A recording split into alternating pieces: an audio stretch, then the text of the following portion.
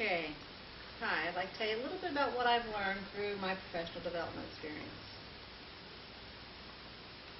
First, I learned experienced teachers need help too. I was a little worried about leading a session where I was the new teacher, and especially since I only had a couple of years experience. I was also a bit intimidated about not being confident in knowing exactly what I was going to do. But I quickly learned that everyone was kind of excited to be there, and they wanted to try it, and they were anxious to see what I had to say. So it was pretty exciting. So how did I choose what I wanted to do? It was a multi-step process, actually. First, the teacher that I chose to be a mentor to, Lynn, and I talked about what we needed to do, and we chose informational text because first ELA skills were extremely weak. Then I worked with our school instructional coach and our grade level team to help finalize my decision. I also worked with parents and other teachers as I administered a survey, and I learned that we need to talk about informational text, nonfiction text, maps, and other information. And finally, my social studies, science, map scores, or measure of academic progress, were low, and we needed to address those concerns. Okay. What I want to do is share with you some examples from our seminars. So the next few slides have been copied and pasted into this just to share with you some of the information I shared to give you a general idea of what the course included. What I asked the participants to do is brainstorm. When you think about special text features, what can you imagine? What do you think it is? What I'd like for you to do now is just take a few minutes and think, what is she talking about? What are you talking about? What are included in special text features? And so take a few minutes now to think about it, please.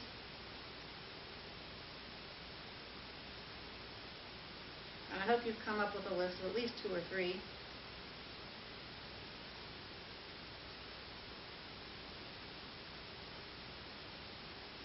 Okay, by now you should have collected several, and I didn't realize they were up on the board because mine didn't realize you were seeing them. You should have maps, captions, italicized words, headings, titles, charts, graphs, highlighted words.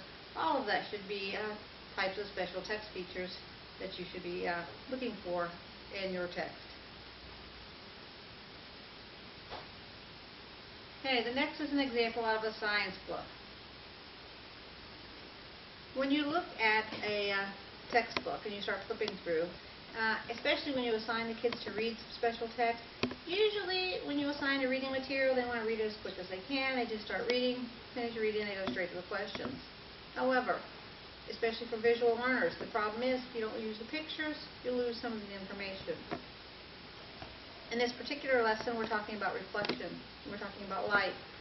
Without the picture of the reflection, it's really hard for visual learners to know what a reflection is. So the picture on the left shows a great picture of a reflection. What's better is it's not a mirror. It's showing it on a lake. Highlighted vocabulary words are also in this section, as are section headings. And at the bottom, it's a diagram to reinforce the concept of the angle of reflection, which shows that it comes in at the same angle that's reflected out. So it's things like that that really help, and you really need to use all of those features when you're reading. Reading straight text is not enough anymore. Here's another example that we copied from a trade book called Choosing Freedom. In this book, again, if you just wanted to read, it wouldn't take very long because the simple text on here includes only this section with one highlighted word, Minutemen. However, over here is a little bit about the shop heard around the world. This is a copy of a letter, which would be a primary source document. Perfect example to talking about primary versus secondary sources. At the bottom is a timeline. What better way to summarize information than using a timeline? You completely miss a lot of concepts if you don't use those special text features, and often we don't use them. Okay, using vocabulary within the text. One of the strategies our classrooms in our school is using right now is using vocabulary. Our social studies books that we are using have listed all of the preview, main idea, people, places, and vocabulary at the beginning of each chapter. What we do is we read this section before we start the chapter. It gives us an idea of exactly what we'll be talking about.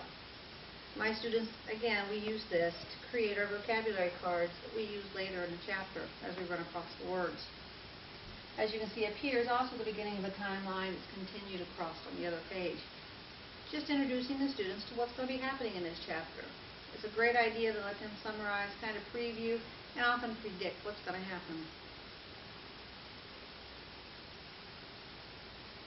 Question is, what difference did I make? Did the text features really work? Did they matter?